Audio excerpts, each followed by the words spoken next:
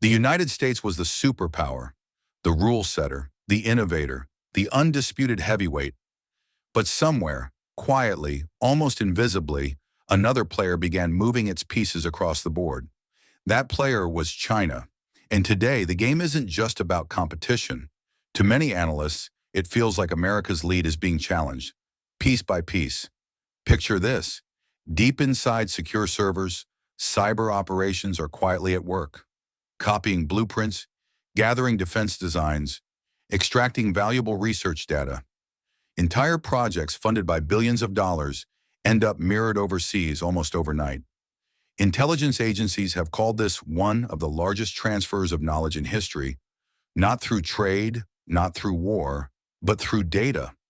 And then there's the clever, legal kind of strategy. Technology sharing requirements. A foreign company wants access to China's massive market? That's possible, but it often involves partnering with local firms and sharing production methods or designs.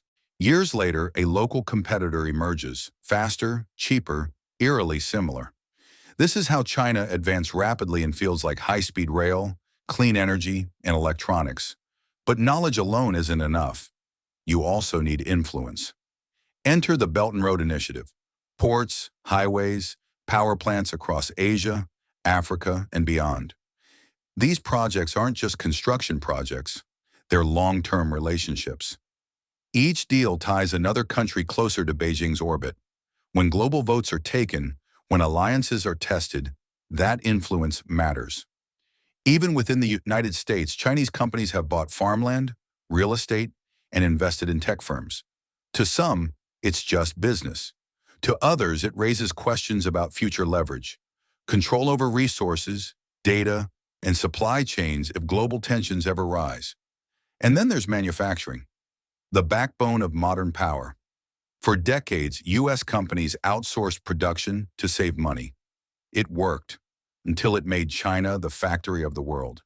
Now everything from smartphones to medical supplies relies on Chinese supply chains. In a crisis, that dependence could become a vulnerability.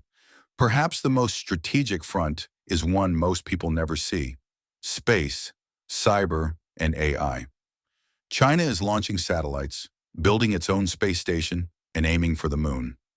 Cyber experts warn that networks are being mapped and data quietly collected. And in artificial intelligence, China has access to enormous data sets, training systems that could compete with or even surpass those in Silicon Valley. And power isn't just military or technological, it's cultural. Major film studios adjust their scripts to meet foreign market guidelines, ensuring movies can play in China's theaters. Social media apps owned by Chinese companies have become global giants, shaping entertainment, trends, and conversations for millions worldwide. That's influence at a scale humanity has never seen before. But perhaps the most powerful tool of all is patience. While Washington thinks in 4-year election cycles, Beijing thinks in 50-year plans. Every port, every satellite, every new technology, it's one more step in a slow, deliberate repositioning of global power. So is China overtaking America's superpower status, or simply competing better? Opinions differ.